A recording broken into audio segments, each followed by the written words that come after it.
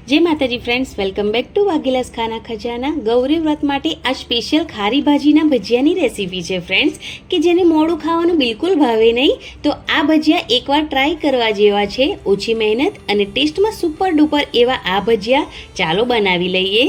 તો ફ્રેન્ડ્સ, તમને જો મારી રેસિપી ગમે અને તમે હજુ સુધી ચેનલને સબસ્ક્રાઇબ ના કરી હોય તો પ્લીઝ ફ્રેન્ડ્સ ચેનલને સબસ્ક્રાઇબ કરી લાઇક કોમેન્ટ શેર જરૂરથી કરી લેજો।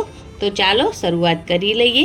तो सौथी पहला मैं अहींया एक मोटुं बाउल लई लीधुं छे, तेनी अंदर एक वाटकी भरीने घऊनो झीणो लोट एड करी दीधो छे। तेनी साथे 2 થી 3 चमची जेवो घऊनो ककरो लोट एड करवानो छे। जे आपणे भाखरी बनावीए ते लोट लेवानो छे, तेने पण एड करी देवानो छे। हवे तेनी अंदर 2 થી 3 चमची जेटલું આપણે तेल एड करीशुं અને તેને મિક્સ કરી લઈશું।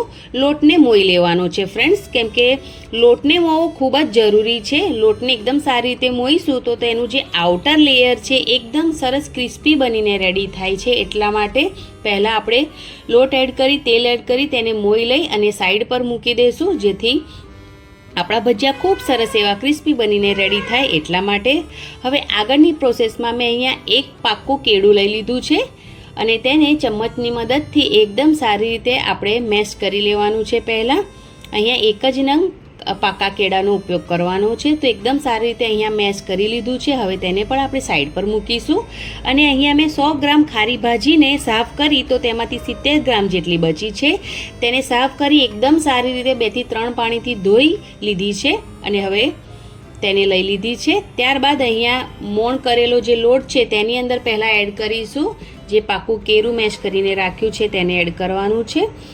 ત્યારબાદ તેની અંદર એડ કરીશું આપણે જે ખારી ભાજી છે તેને એડ કરી દેવાની છે। 1 ચમચી જેટલા સફેદ તલ એડ કર્યા છે અને 1 થી 2 નંગ જેટલા તીખા લીલા મરચાંને કટ કરીને એડ કર્યા છે, તમે પેસ્ટ પણ એડ કરી શકો છો।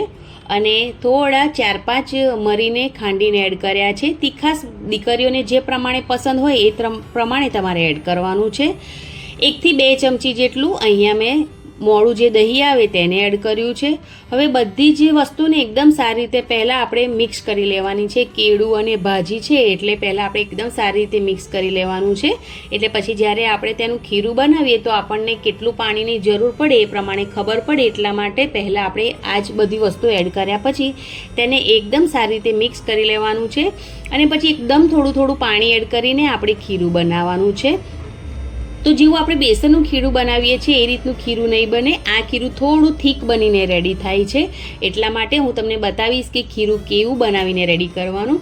તો અહીંયા થોડું થોડું પાણી એડ કરીને આ રીતનું ખીરું બનાવીને રેડી કરી લેવાનું છે। હવે આ ખીરાને 5 મિનિટ માટે આપણે રેસ્ટ આપી દઈશું। તો હવે અહીંયા 5 મિનિટ થઈ ગઈ છે, તો અહીંયા મેં અડધી ચમચી જેટલો ખાવાનો સોડા એડ કરી દીધો છે અને મેં તેલ ગરમ કરવા માટે મૂકી દીધું હતું, તેની અંદરથી 1 ચમચી જેટલું તેલ મેં અહીંયા જે આપણે ખીરું બનાવીને રેડી કર્યું છે તેની અંદર એડ કરી દીધું છે। હવે સારી રીતે મિક્સ કરી લેવાનું છે અને હવે ભજીયા આપણે ઉતારી લેવાના છે। તો તેલ અહીંયા ખૂબ સરસ એવું ગરમ કરી લીધું છે અને તેની અંદર ભજીયા એડ કરી દીધા છે। તો જે પ્રમાણે કઢાઈમાં ભજીયા આવે એ રીતનું ખીરું એડ કરી અને આપણે ભજીયા બનાવીને રેડી કરવાના છે। જ્યારે તમે ભજીયા એડ કરી દો પછી જે ગેસની ફ્લેમ છે થોડી મીડિયમ કરી દેવાની અને મીડિયમ ગેસ પર આપણે આ ભજીયાને ફ્રાય કરી લેવાના છે। જ્યારે તમે ભજીયા નાખો ત્યારે ગેસની ફ્લેમ હાઈ રાખી દેવાની અને પછી જ્યારે થોડા ભજીયા ફ્રાય થાય એટલે ગેસની જે ફ્લેમ છે એ મીડિયમ કરી લેવાની, જેથી જે આપણા ભજીયા છે તેનું જે આઉટર લેયર છે ને ફ્રેન્ડ્સ એ ખૂબ સરસ એવું ક્રિસ્પી બનીને રેડી થાય છે અને અંદરથી ખૂબ સરસ એવા જાળીદાર અને સોફ્ટ આ ભજીયા બનીને રેડી થાય છે। ફ્રેન્ડ્સ, તો ગૌરી વ્રતમાં તમે કંઈક આવી અવનવી રેસીપીઓ બાળકીઓને બનાવીને આપશો તો તેમને પણ ખાવાની ખૂબ જ મજા આવશે। અને તમે ફ્રેન્ડ્સ કઈ રેસીપી ખાસ ગૌરી વ્રતમાં ખાઓ છો એ મને કોમેન્ટ બોક્સમાં જરૂરથી જણાવજો। જો તમે આ ભજીયાની રેસીપી બનાવીને દીકરીઓને આપી દીધી ને એકવાર તો દીકરીઓ ખુશ થઈ જશે અને તમે જોઈ શકો છો કે ખૂબ સરસ એવા ટેસ્ટી આ ભજીયાની રેસીપી તૈયાર થઈ ગઈ છે। ઉપરનું જે આઉટર લેયર છે એ ખૂબ સરસ એવું ક્રિસ્પી બનીને રેડી થઈ ગયું છે।